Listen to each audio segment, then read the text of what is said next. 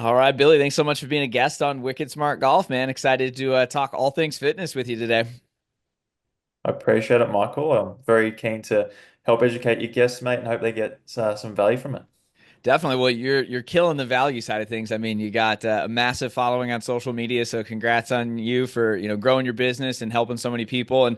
And fitness really is an overlooked side of the game. I mean, obviously we worry about our swing techniques and everything like that, and sure, it's important to a sense, but if you're not healthy enough to swing the club, it really doesn't matter. So, what do you feel like golf fitness even means to you? Like, what does that entail? Because I feel like there's just a lot of definitions. Is it mobility? Is it strength? Is it speed? What's your take on it? Yeah, it's a great question. And I guess to preface that, yeah, we have seen a massive growth in golf fitness in especially the last 5 to 10 years. I guess traditionally golf was seen as that in brackets older person sport, and people were almost deemed to just, I guess, go about their own way and you could have any physique. Whereas now we're seeing a lot of the best players in the world start to really change. And obviously, distance is a huge part of the game now. So we're seeing the physiques change. But golf fitness to me is just being able to perform consistently. And I talk about five key fundamental areas. So we've got mobility, balance, stability, strength, and power. So it's being able to utilize all of those and again, making sure we can do it for the long term as well. Yeah, that's interesting. So, how long have you? I know you've been playing, like you said, for almost 20 years. I think you mentioned, or probably 20 plus years, and you've been on the fitness side. I think you said for like 7 or 8. So, when did you start to kind of piece together, like, wow, this isn't just mobility or isn't just strength? When did you kind of realize it is like a five-part equation? Which is kind of funny because I always say Wicked Smart Golf is a five-pillar approach. So it sounds like you have your own five-pillar approach to fitness. Yeah, 100%. And I guess, like you probably know as well, with time, you start to pick up certain things and certain patterns. And like to start with, originally, I was really big on the flexibility piece. So, making sure that golfers could just move really well, get into the swing positions they wanted to get into, making sure the coach was happy with them getting into those spots as well. But then with my physiotherapy side, we know that strength training is huge for injury prevention. So, with overuse injuries, for example, there's a lot of research to suggest that 50% of injuries can be reduced by doing good strength training. So that's a huge number. So then that piece comes in. And then with the power element, with a big speed push, then my knowledge is growing there as well. So obviously that's where certain protocols will come in using speed training devices and certain training philosophies. So it's just slowly piecing these things together. And like I've changed a lot in how I work in the last 7 odd years. I'm sure that will continue to develop as more research comes out. That's what makes it interesting, right? Like we discussed before the podcast, golf's just a crazy game, and there's always more to learn. Yeah, it's just like the more I learn, the less I feel like I know. It's just a black hole of things, and I feel like it always keeps us guessing. But we got guys like me and you that are trying to help people and speed up success. So let's talk about what a lot of people are doing wrong with the fitness side of things before even what they should do. Like I said, I've been a personal trainer. I've had my own ups and downs in fitness. Feel like I'm in a nice flow right now with strength and full body and flexibility and mobility. I feel like we're in a pretty good spot, but it's taken me a while to get there too. So I know I made a ton of mistakes. What do you think some of the common mistakes that most golfers need to kind of avoid before even getting into what they should do? Yeah, and I made a post about this just recently, and I think it's really important, especially coming into the new year. Typically, people have these goals or they've got these aspirations with their game or whether it's for their health. So I think first and foremost is having a strong plan because if you haven't got something to work off or if you're not trying to achieve something specifically, I think motivation can waver quite a bit. So that's probably the first part is having a really clear idea of what you want to do and where you want to go from there. Also, I'm really big on having some sort of assessment tool. So if you're doing this by yourself, you want to try and keep metrics. So if you're doing this from home, maybe you're measuring a front plank, maybe you're measuring some mobility tests. Can you touch your toes? Can you reach behind your back to your opposite shoulder blade? Just getting some benchmarks, I think, is really important. Then I think having a structured routine that you can stick with for the long term. A lot of people I see go in way too hard, way too fast, and this can lead to excess muscle soreness, like you know from your personal training experience, or it can lead to burnout, or people almost get dissatisfied because they think they can't commit for a long term. So I'd rather people start really slow. And then along that journey, it's making sure that you are testing those things as you go as well. So with the clients that I work with every month, we're doing some sort of check-in or some sort of reassessment so that we are progressing. And when it comes to goal setting, you've probably heard of the SMART acronym as well before. So SMART, measurable, attainable, realistic, and time-based. So making sure that we're sticking to those protocols as well. But they're the main things I see people doing wrong is not setting up those things to begin with. Yeah, I couldn't agree more with that part you just mentioned too on going too hard. Definitely guilty of that, and it's like, especially with the New Year motivation, we get this like, let's go. The first day you're going to do something, you want to go for a 5 mile run, even though you probably should just do one, or lift for an hour and a half, even though you don't need that. And then it seems good, right? But like you said, it really is figuring out how we can do it consistently for the long run. You're going to see a lot more better results and you're not going to burn out like you mentioned. So what are some, let's just like think about the average person, obviously most of my audiences in the United States, but honestly kind of everywhere now, it's growing so much. But most people, let's just get real, they're not active enough, they're not flexible enough, they're not doing any mobility. So where would you say they even start at? Is it losing weight? Is it adding muscle? Is it just doing 10 minutes of stretching a day? Like, what are some easy things people can do to kind of simplify it without overdoing it? Yeah, and like your audience, my audience is typically middle age, very busy. Maybe they're working a typical job. Maybe they have a family. So that's like always forefront in my mind. And I have this conversation with a lot of people. Don't commit to what you can't do in a year from now. So again, going back to the point, people are jumping in way too quick. I literally onboarded a client yesterday, and he said he did two workouts in the same day. And we've set up a program to do three a week. And I said, mate, slow and steady wins the race here. So if we're talking about where to start, I think we can try and get a lot of those improvements at the same time. So you said weight loss, mobility, strength gain. So that will be built in, I think, with consistency with training. I like to start with most clients if they haven't got much of an exercise background, a few sessions a week, 30 minutes. In those sessions, typically there'll be a combination of stretching. So I like 5 to 10 minutes of golf specific stretching. So a lot of rotation, um, stretching around the spine.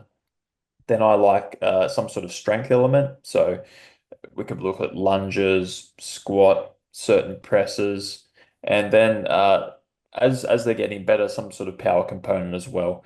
So if you're breaking that down into minutes, maybe 5 to 10 minutes stretching, 5 to 10 strength, 5 to 10 power. Perfect. Okay. So like you said, kind of 3 days a week. That's what you said you're working on with that client. That's actually kind of what I switched to. I was that guy that was doing 2 a days.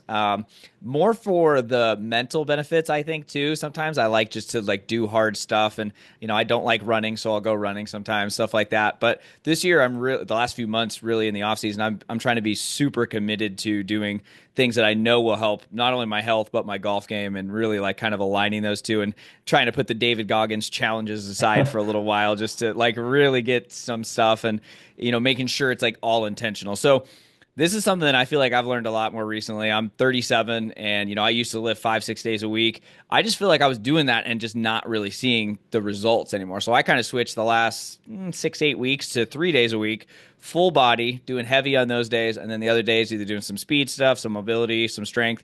What do you think about that? Because I feel like that's pretty sustainable doing 3 full body days. And then the days in between, we can kind of target some other areas. What's your wicked smart advice on that one? Yeah, I love that. And again, going back to my original point, we want to make sure that long term is the plan. We're thinking about what can we stick consistently to. And I've had a Hmm. number of clients that have been with me for a number of years, and typically their training routine is that it's a few days a week. Hmm. And don't get me wrong, if they want more, I can add more. There's not, there might be one or two of my clients that are doing 7 days a week, and even that I wouldn't recommend. And if they are, a lot of those days will be just gentle stretching for 10 minutes. So Hmm. it's not going hell for leather. So I really like that, a few days a week. And again, working around like your lifestyle as well, and what phase are you in too. So Hmm. let's say, for example, if a client's traveling, we might back that down a little bit. or let's say if it's off season, they're in America like a lot of my clients are. They might be able to ramp it up a little bit more too because they're playing less golf. Hmm. So it will fluctuate a little bit, but yeah, I like that advice, mate. And yeah, obviously with your background as well, like you've probably worked out what suits you for the long term as well. Hmm. Yeah, 100%. So it sounds like it's very individualized, right? Kind of starting with where you're at, and I think just hopefully everyone's like understood. You've said it 3 times, and I try and stress it too with like the mental game. It's a long term thing. Like we don't. Everybody wants this stuff tomorrow, but it's like if we have that ability to just say, "Hey, I'm going to do this for the long term," and I know the results are going to pay off. That's going to be super helpful. And so I feel like hopefully people are starting to understand that. But obviously, longevity is a big, big thing in golf, right? And we have a very diverse audience in terms of age. From the 20s all the way to like in the people in their 70s. Is there anything specific you feel like people should be doing regardless of age to help avoid some of those common injuries, whether it's golfer's elbow, lower back issues, or is it really just more customized? Yeah, every golfer should have a strength training routine, and that is regardless of age, whether they're a teen, going into their 20s, all the way up into those later years. And going back to the point about injury prevention, that's a huge key. And also muscular strength is actually a predictor of life expectancy as well. So Hmm. as people lose muscle mass, their life expectancy will decrease, which is Yeah. which is crazy to think about It because is, but you always hear, you're old, take it easy. You don't need to like go work out as much. But I feel like that's terrible advice. And like you said, like because gaining muscles, it gets a little bit harder on your body sometimes as you do it older. But if you just stick with it a couple days a week and you just maintain that, like you said, you're literally going to live longer, which means you can play golf longer, right? 100%. And I had a new client that came on board with me last week, and he's in his mid 70s and he swings it fantastic. That's awesome. He gets it back to parallel, shallows it really nicely. And I was just talking about what he's done in the past, and he said, "Oh, I see my buddies a few times a week. We do this training group, and that's fantastic." I think when people start to get into that mindset of I'm getting a bit old, I'm going to slow down. Hmm. Yes, to some extent, that's okay. But if you start to make your circle of activities smaller and smaller and smaller, then your body is going to start to regress with that as well. So Hmm. a classic example is people get a little bit older, so they'll start to I don't know, maybe use like walking devices Hmm. or maybe they start to stop going for jogs and things like that. That's where our body starts to lose a lot of the strength, pliability, balance. And balance is a huge one as we age as well. And then you become susceptible to falls, bone fractures, things like that. So back to the original question, having a few days of a really good strength training routine is really important for not only your golf performance, for your life, and you've mentioned mental health as well, which is huge as well. Yeah, I was gonna say too, where do you feel like that, or how have you seen that maybe with your own life or some of the clients maybe that haven't been working out? Because I mean, I love you get the runner's high if you run, you get the pump if you're working out. Like there's so many benefits, obviously, that just have been backed up. What have you seen, or what are some of your clients' results with like how much maybe that's helping their mental side of the game or their ability to deal with stress on and off the course? Anything specific you've noticed with that? Oh, I think it's huge. Yeah. And especially going back to the clientele I work with, typically that middle age, I do work with people younger and older than that, but um, typically busy jobs, family life. So it's sometimes hard for them to get time for themselves. Mm-hmm. So once they start to get this structure, like I do a lot of education around trying to compartmentalize. So when you're training, you're locking in, take the time for yourself, and then from there, I think you're going to feel better for that. And also, there's a lot about like timing and scheduling because quite often it's a case of, oh, something got in the way, so Mm-hmm. I skipped this workout. But then it's like rebuilding into, okay, what pattern do you want to stick to make sure that you're healthy for the long term? And when they start to stick to a pattern, they notice a lot of things change. So, like you said, mentally, they're clearer, they've got structure, their golf starts to improve, so they're happy Mm-hmm. about that. The most common comment I get is my wife says my butt looks bigger in a good way, or or I'm losing like a shirt size, Yeah. and the wives a lot of the I've not met a lot of the wives, but a lot of the wives are encouraging them to keep on going because of Yeah. all these benefits they're seeing. So, Yeah. or even the females, the male partners are commenting on their physique. So it all builds in, right, to better golf, but better just general happiness with that too. Yeah, and that's the thing too. Confidence is, I mean, if you feel like you look better, you're gonna dress better, you're gonna like just feel a little, you just walk a little bit differently too, and obviously if you are trained in the right way and you're not super sore or something going to the golf course, you feel good, you feel stronger, like you can start practicing maybe a little bit more, or you can kind of lean into, rounds of golf and maybe walk instead of ride. Like you just feel different out there, and it's amazing what that can do to your mindset on the course and just feeling like, wow, I have the ability to hit these shots. I can hit this drive. I can take on this par five. Like it's like a positive snowball effect in all areas of your life. Speed is a big thing there. I know that, like we said, if we're getting stronger, we can start swinging a little faster. Our body can get more adapt to those higher swing speeds. What's your take on swing speed or increasing it? Like, how does weightlifting play in versus doing, ripstick or super speed? How do you kind of program that for your clients?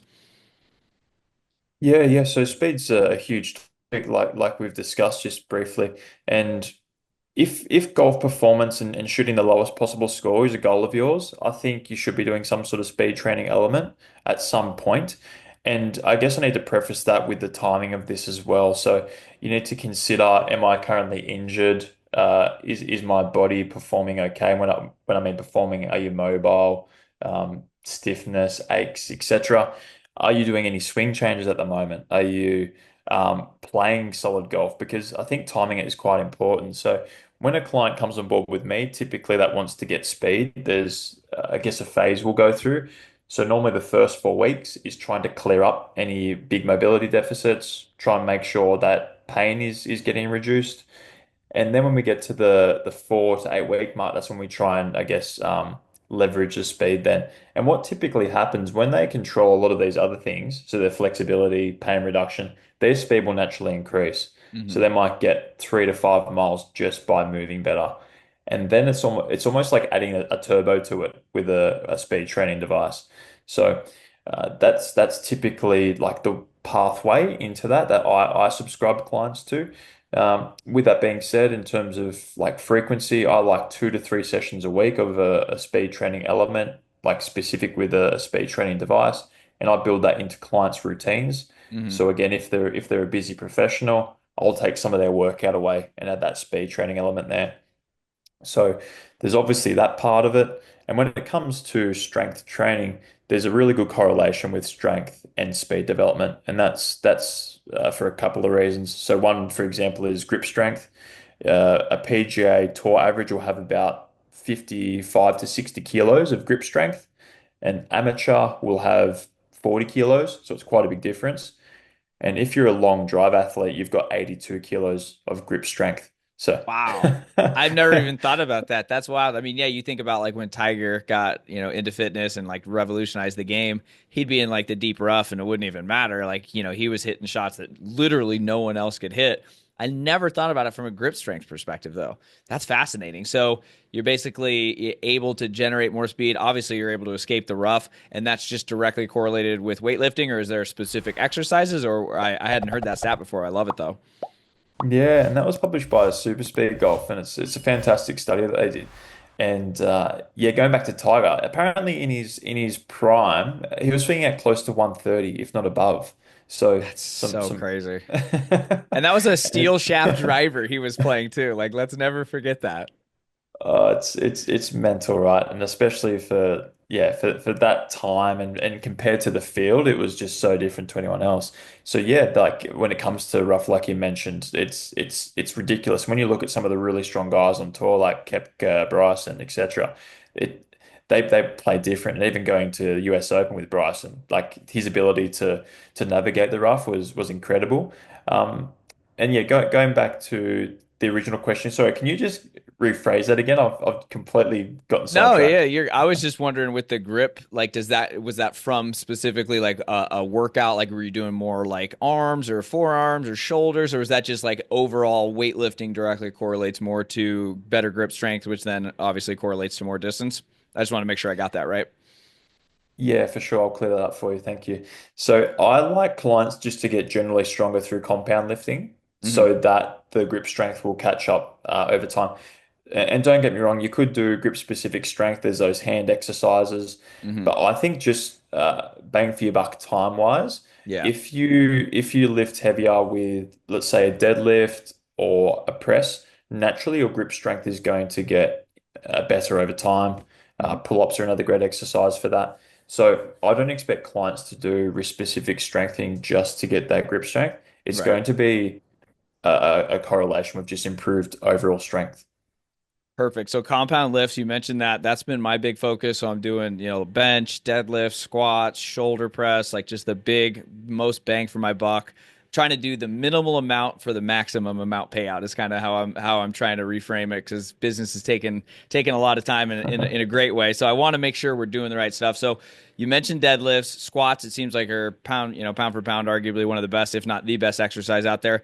Are there any workouts or exercises that golfers should avoid? Because I know deadlifts always kind of scare people as well. Is there any that you feel like they need to really be careful with or kind of start with something else before you maybe graduate to certain compound lifts?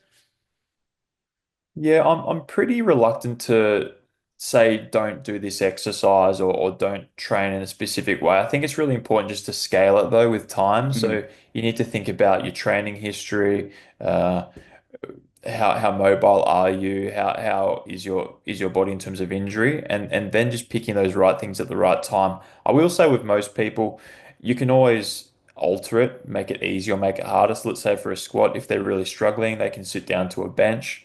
Or Hmm. if they're doing really well, they can do an overhead squat. So it's trying to scale that. I will say to most people, I wouldn't start with high complex Olympic lifts, so clean and snatch, clean and press, those sort of lifts. That's something they can build up with. But I'd certainly recommend most people that are listening, you should be able to do some sort of variation of a squat. Deadlift get a bad rap, but other ones you can do or variations you could do as a trap bar deadlift, that's fantastic. You see a lot more athletes going to that now. There's not a high range of motion, but you still get really good benefits in your golf postures through doing that. And yeah, I think even a bench press with the golf swing, your chest will work at 90% of its peak velocity or peak power through impact. So you need to be quite strong through the chest. I get most of my clients to do single arm Hmm. because again, going back to you getting more leverage for your time with a single arm press, you're going to be training your core and your stabilizing muscles as opposed to doing a bench where our feet are flat. We're not having to resist that load as much. Perfect. Yeah. And speaking of core, where does that play in? Is that something you add on before or after the compound lifts? Are those on the different days, or is that with speed? There's obviously people just think of like sit-ups and stuff, but obviously there's 10, 15, 100 different ways to train your core, not just like your abs, right? So there's so many different ways to do it. Where does that fit in? And are there any workouts that you like golfers doing specifically in terms of abs and the core oblique area? Yeah, core's huge for golfers, and for anyone listening, I'd encourage you to do a front plank and a side plank test and see how long you can hold that. So What should 90 we shoot? sec What should we shoot for? Yeah, 90 seconds is optimal for all of Okay. those. So 90 Okay. seconds on front, single arm side on both, and that should be what you aim for. And as a golfer, core is so important. If you look at some of the best, like Rory's a great example, how compact he looks Hmm. and how solid he looks through the swing. There's very little excess movement. He's just locked around that midsection in a positive way. And all of the workouts that I do with golfers, whether it's an upper body or lower body or core specific workout, it will have a core element in there. Hmm. And my clients, if there's any of them listening, they will laugh because quite often I won't swear, but they'll send me a message on the training app saying, F you, not more side planks, Feel no more. feel free. I'll just hit the explicit button. Feel free to cuss. It's all good. It's all good. Yeah, you We'll be gotta do like, it sometimes, It's like those ones when you have like the 90 seconds is a long time, by the way. I was just thinking, I'm like, that's a good test. I don't think many guys are gonna have that, guys or girls gonna have that right out of the gates. I feel like you're gonna have to work up to that. 100%. And I guess when I look at core specific workouts, then I like a lot of banded work, so banded rotations, banded Hmm. chops. Um, med ball work is really handy for that, throwing a medicine balls at a wall, slamming them down. because you're Hmm. getting also a power element at the same time as you're working around Yeah. our spine. And I guess the key thing when it comes to core training is maintaining your posture and maintaining your golf posture. What I commonly see is people get into too much back arching or too much back extension, Hmm. which then makes the abs stretch, which we don't want in the golf swing. We want the abs to be pretty well braced all Hmm. throughout the swing. And if we imagine we've got a corset around our spine, that's really critical when it comes to back pain prevention. Do you feel like we got the speed side, we got the full workout, we got the core. Do you feel like how do you I guess compare that to the other stuff, the sleep, the nutrition, the rest and recovery? Like where does that all play in? I know it feels like a little overwhelming sometimes to tackle all this stuff, but I want this podcast to be around for 100 years, right? Until as long as I can. So I want people to play as long as they can.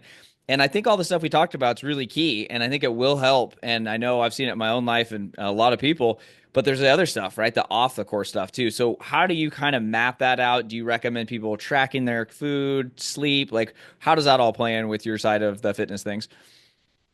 Yeah, and these are all one percenters and they matter a huge amount. So when my clients they'll do their weekly programs, then I get them to fill out a form at the end of the week. And one of the questions is, how was your training week? How hard was it? Then the next question is, how were your recovery strategies? And that's all Hmm. of those things: nutrition, hydration, sleep, stress management. And yeah, if we are struggling with those, we're going to see a number of things happen. Typically, illness, uh, we'll get sickness that will go up, so the immunity will drop. Soreness will increase. Injuries will also increase as well with poor sleep. So when it comes to how do I get people to manage that, I think firstly, because it's in their check-in question, they will Hmm. automatically start to think about it more. So the Hmm. first week they normally answer, it was pretty poor. Then the second week they say, hey, I got 7 hours of sleep. Next week it's I got 8 hours. So firstly, I think just having it front of mind for them, they start to action it. I think there's some great devices out there, whether you're wearing an Apple Watch or a Whoop. I think that's fantastic to look at how you're tracking with all of those. Hmm. And in terms of diet work, because I'm a physical therapist, I don't go too much into it. Like I will share resources from our Australian Sports Institute, which gives them like guidelines of what to aim for. So I like 2 grams of protein per kg of body weight. That's a good benchmark. I like when they're on course to drink 3 to 4 liters of water, depending Hmm. on the conditions. If it's more humid or hot, you will drink more. But there's some just general guidelines I like to use, Michael. Yeah, I think that's key too. I mean, the dehydration, I think that's when I realized is like such a big thing because you could be fit as hell, but if you get, you're playing in this Arizona heat, and if you're not like hydrated, you mentally can't make the right decisions sometimes. You can't like function, you're not thinking as well. So yeah, I really challenge everybody to get on that and just like it's just funny how those little things, maybe it's because I'm like coming up on my 40th birthday in a few years, so I'm like really trying to find ways to biohack and do everything better, but it's shocking how much that stuff can make such a big difference. I even had a PGA Tour winner on the show, and he said one of the biggest things he sees with amateur golfers is when he's playing in pro-ams, they fizzle on the last 4 or 5 holes because they had so much adrenaline early in the round because they're playing with a pro, they're playing a pro course. They didn't eat very much, they didn't drink very much, and all of a sudden that adrenaline wears off, and then they just collapse right at the end. So it's like one of those things where you got to kind of stay ahead of it. It's like the little things though make such a big difference in this game. Oh, it's yeah, it can't be understated, and there's a lot of research around that as well. And I think a 2% uh, dehydration factor will account for about 20% loss in strength. So you've got that part. So you're going to lose swing speed on the course, concentration, headaches. It's a huge thing. And I guess for a rule of thumb, like say if you go into the bathroom, if your urine's like a green or yellow color, you're dehydrated. If it's clear, you're well hydrated. And it's annoying, right? Like you don't want to be on the course having to go to the bathroom every 3 to 4 holes, but it's the cost you pay for elite performance. And going to nutrition, you want to eat small, constantly. So maybe like you're snacking on a protein bar or snacking on a banana every 3 or 4 holes, but you want to be on top of your energy management, just so you're not getting these spikes up or spike down. Typically, what I see when I'm playing with just locals at my club, like this pro was referencing, people don't eat very much, or they might go to halfway. They'll grab a chocolate bar, they'll grab a Gatorade. So for the 10th, 11th, 12th, they're doing all right. Then it gets to the 14th and they're just drained. Yep, it's funny, man. I know I mean, a hot dog, hamburger, they're always good, but then you're like, there's nothing worse than trying to swing full. And then at the same time, I hate it when I'm like in a tournament and I forgot to eat enough. And then I hear my stomach growl over like a birdie putt. I'm like, oh my God, like, what are you doing? So it's like, I really joke though. It's like the little things, and it really does make a big impact, obviously, on your swing. Like you said, I hadn't heard that about dehydrated and how you're not able to channel your strength as much. But mentally, like I said, golf is hard. I mean, if you don't have all your mental cognitive abilities, like, geez, good luck. So I think that that can help. I feel like we've tackled a lot of different things, but one area I still feel like so many golfers screw up is pre-round warm up or exercise activation, like whatever you want to call it. I go to the range all the time and I just watch people just put their bag down and they're just like into mid irons, into driver. I'm like, do you want to get hurt? Like, what are you? Is wicked stupid. It absolutely kills me. So, what do you see as good players? Like, how do you warm up? Do you do it at home? Do you do it at the course? What are some best practices so that way we can avoid injuries and show up ready to go? Because there's nothing worse than like taking 6 holes to feel like you're warmed up. I'm going to use that quote, mate. Not doing warm up is wicked stupid because I 100% agree with you there, mate. Love it. And and I guess for me, so in terms of like a framework around that, I'd like clients to warm up within 60 minutes of them teeing off. So some people will warm up too early, so they might do their warm up 2 hours before they play, for Mm, example, okay. and we'll start to lose those benefits. So within 60 minutes, I like a 5 to 10 minute dynamic warm up. So if people are listening, you could put a club across your chest, performing rotations, performing some lunges, some slow golf swings.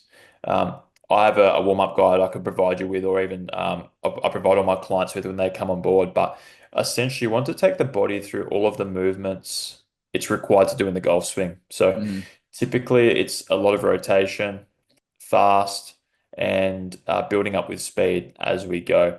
Also, what I do in that warm-up guide is use banded exercises as well, because we know by doing a specific warm-up, you'll gain 5 yards just by doing that with banded exercise, and that's published by TPI, the Titleist Performance Institute, for those that might not know. So that's going to add up, right? People will spend $1,000 on a new driver to gain 5 to 10 yards, whereas you can do a quick warm-up and you'll get that gain guaranteed. So that's wild. I have not heard that. So what bands are you specifically talking about? Just so we can like try and paint a picture for what some of that banded workouts. And this is again at you said 60 minutes, so could be at home, could be at the course. yeah, depending on how far you live from the course, can be anywhere you like. The guide that I get clients to do is very easy, so you can do it anywhere. But in Hmm. terms of the band, it will be some light exercise tubing, which you can buy from most sports stores or online. And what you're doing with this band is, if you're holding a band in front of you, you'll be pulling it apart, rotating. Hmm. One I love is you'll put the band under your opposite foot, hold it in your opposite hand, and you're trying to make a backswing, and then you're trying to go into the opposite position, going into an impact position, raising Okay. that band. So there's some fantastic ones to start with. One just pulling the band apart, one where you're just holding the band in front of you with one hand, the opposite shoulder is going to be rotating back. There's some fantastic ones, but again, when our body is warmed up, we're getting blood flow to the muscles. Also, neurologically, our brain is starting to think, okay, I'm getting prepared for something. And it's like with a car. If you jump in your car and you slam down the accelerator, the revs are going to be super high, and the car's thinking, holy shit, what am I doing right now? Yeah. Whereas if we're at the golf course, the same thing. We don't want to be smashing drivers as soon as we get there. We want to build up to that. So it's I'm going to telling you, help I with see it so much. I'm like, what are we doing? Like, just like slow down. Like, watch what the pros do. Wedges, irons, fairway woods, then driver. It's crazy. It's crazy. So that sounds effective. Honestly, I need to improve that. I either do stuff at home at my at-home gym, or I mean, I go through like different stretches and stuff, but I've never used any bands. So we'll definitely link to that. I don't know if that's like a free guide you have or if that's something paid, but we'll definitely link to that because I think that's key because I don't think everyone has, the time to go to the gym and do all this stuff, right? It's like you got 5, 10, 15 minutes, then you want to hit some balls and kind of get into it and get ready for the first tee. But it sounds like that can really help a lot of golfers. And you doing this before you're hitting any balls. And I feel like you're just going to stay away from those injuries too, because, right? Like, I feel like That's what kills so many guys. Like when you're if you just never going to play your best if you have that lower back injury from simply rushing that warm up. Yeah, 100%. And that guide, yeah, it's totally free. And again, I've tried to make it as simple as possible. And yeah, like you've just prefaced, there's research to suggest it's going to increase your distance, decrease injury, improve performance. So Mm-hmm. again, if you're already playing golf for 4 to 5 hours, spending an extra 10 minutes to improve your game, it's literally a no-brainer for me. And look, don't get me wrong, I've skipped warm-ups in the past and I've paid for it. Like with We back all have. stiffness or or poor golf, right? So now it's a non-negotiable. It's boring. I don't enjoy it, but it's just one of those boxes you need to tick. Yeah. That makes sense. That makes sense. Well, that's good to know that even you don't look as forward to it maybe as you want. But like you said, it's setting you up for success. And everybody can do it. And it sounds like, do you just carry that band in your golf bag or car then? Is that just something you kind of always have with you? Yes, sir. It's always in Okay. the golf bag. So All I've got right. a band. I've got a little like lacrosse ball, which is like a self massager. So any tight areas, I'll roll that through. Hmm. So yeah, that should be your best friend. So do you recommend golfers to not do their workouts before the round then? They just do kind of a golf activation exercise, like kind of warm up routine versus like a full on workout? Yeah, that's a matter of preference, and it's a question I get asked quite a bit. So my tendency would be just sticking to a warm up. But some people really like the feeling of being like activated whole round. So like Hmm. if they enjoy one of the workouts and they feel like it's not going to affect their movement patterns, happy days. For me personally, what I find after a workout, like you get that increased blood flow, I feel like it affects my sequencing and timing. So I prefer just to do my warm up with more just stretches. But some golfers, for example, I know Adam Scott for a fact warms up for 2 hours in a gym before he plays. And Jeez, that's wild. 2 hours? 2 hours before and 2 hours after. And Man, that's and a this is long day of golf because golf on the PGA Tour is like 6 hours already, and then you got to warm up for an hour and a half. That's an all day event. it's crazy. And I guess it's probably the reason why he's played, I think, 89 majors in a row, which I I was think is gonna some say sort of though, he record. I saw that stat not too long ago, and I was like, damn, if I looked as half as good as him and I played that many majors, clearly it's working. So that's cool. Have you what's golf like in Australia? Like I've never been. Tell us a little bit about what that's like and what the courses are like, or if you've traveled and just kind of the whole vibe over there. I always love to learn more. Yeah, golf in Australia is fantastic. So it's a country where weather is quite good year round. And before our chat, I'm based in Brisbane, like I mentioned. So Brisbane, it's nice and warm. I'd say for courses in Australia, if your listeners haven't been here before, I'd certainly suggest Melbourne. So we've got what we call the Sand Belt. So it's where they played the President's Cup in 2019, That and looks a lot of awesome, by the way. That looked really good. 100%. And it's very linksy. It's super hard. It's super quick. You Hmm. get gnarly bounces. And just for your imagination, it's crazy. So it makes you play a lot of different shots. So I'd certainly suggest Melbourne and Tasmania. Again, very linksy style courses, very windy, and it's very challenging. But yeah, for Australia, we're very lucky in terms of the courses we have and also the access to golf as well. Nice, nice. How what's your tournament schedule like? Or do you play in any competitive events or any club events? What's that been like? I know you've been playing for a long time. Do you get into the competitive side much? Myself, I really focus on the business and getting clients into the competitive stuff. Like I'll play in just Nice. like the weekly warrior comps. It's like Yeah. on my Sunday, that's my golf day. Hmm. It's something I want to improve more upon though. Like you, my business has really grown in a positive way the last couple of years. Now I've Nice. brought some staff on board, which helps me get out into the course more. So it's something I'd like to do more of in the future, get into some amateur events and start working on the short game a little bit more because that's where that's where I can certainly pick up a lot more strokes. Yep, we all can, right? That's it's one of those things where it's not as fun to practice, but man, it's nice when you miss a green and you're like, no worries. I'm a great chipper. I'm gonna get this thing up and down. It definitely can kind of help have that ripple effect of confidence throughout your bag. Do you in terms of like, helping people, is it mainly online? Is it in person? Before getting into some of my last questions here, what are the best ways, people can work with you and learn more about your stuff? Yeah, I appreciate that. So yeah, 80% of my clients are online. So we do an online assessment. I write online training program through the software I use, which has developed a lot over the years. So if people to reach out, you can include some information in the bio, Michael. That'd be fantastic. Or they can find me at Golf Physio Australia on Instagram. So it's golf underscore physio underscore Oz, spelled AUS. But yeah, that's the majority of my clients. I see some clients face to face in Brisbane. And yeah, I'm just really passionate about getting people moving better and playing better as well. I love it. Yeah, gotta do it. And I think having a coach can really help a lot of people just build some of those habits. Because I always joke, school didn't teach us much. It didn't teach us how to breathe properly. It didn't teach us how to use our mind properly. Didn't teach us how to, eat right or work out and do all these things. So I appreciate you helping so many golfers because I've seen it in my own game firsthand. I know a lot of friends that have lost weight and added muscle, and it's helped their life, but obviously their golf game too. And so a lot of benefits to it. So congrats on growing your business. It's not easy to do. So awesome job there. And before getting into the last question, I like to do some rapid fire questions here and there. So I'm curious, what is your dream foursome, dead or alive? Any golfer you'd like to include there? I'm gonna put Tiger in there for sure. Like he's just the GOAT. I would say I'm gonna put my brother in there. We've played a lot over the years. We're very competitive, very similar age. So I'll chuck him in there. And for three, um, let's go Jack Nicklaus in his prime, him and Tiger at their prime, so we can really talk about who the real GOAT is. Yeah, that's I would love to see that. That's it's wild that debate is I mean, I'm obviously Team Tiger just because I grew up in that area, but I totally get it. What's your go-to snack on the golf course? Go-to snack is a banana.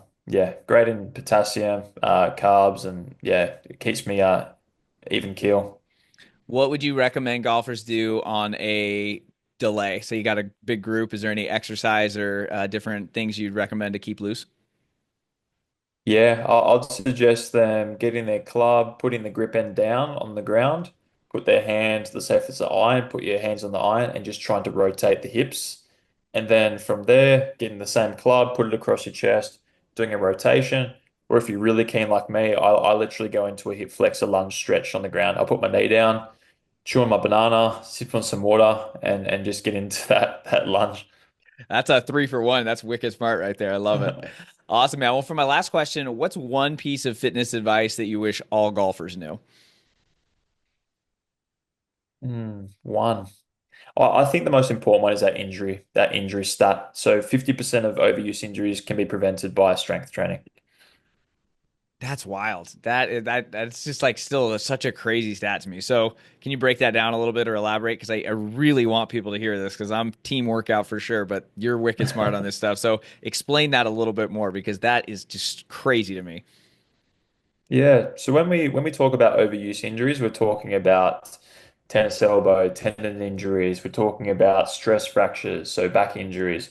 So if we're doing a consistent strength training routine, the chances of that happening will reduce by half. So it's just a huge amount. And for a lot of people that are struggling with these aches and pains around the elbow or back, just by having again a set up routine that you do yourself or with a trainer it's just a no-brainer for me. And again, like we've discussed, it comes with all these other benefits, mental, how you look and your appearance. So again, non-negotiable for me, and I'm a little bit biased. No, I mean that's awesome. I mean it's I love numbers, like my book and my next book really include all the stats about, different parts of the game, but I don't know nearly as much on the fitness side of things. So hopefully the great stuff you shared today will inspire people to take action. We got the new year coming up and I always say the new year motivation, I'm not a big resolution guy, but like use that motivation to start a new habit. Build that thing up, like you said, keep that long-term view, and hopefully they'll be able to tee it up. I played golf maybe a couple years ago with like a 90-year-old, and he worked out every day, like real light, but I mean, it was so inspiring, and I'm like, I want to be that guy one day. So hopefully, you're going to keep growing that brand and helping people around the world do that. Appreciate you being on the show, man. No, mate, I really appreciate your time, Michael, and well done on all your success as well too. Thank you, sir.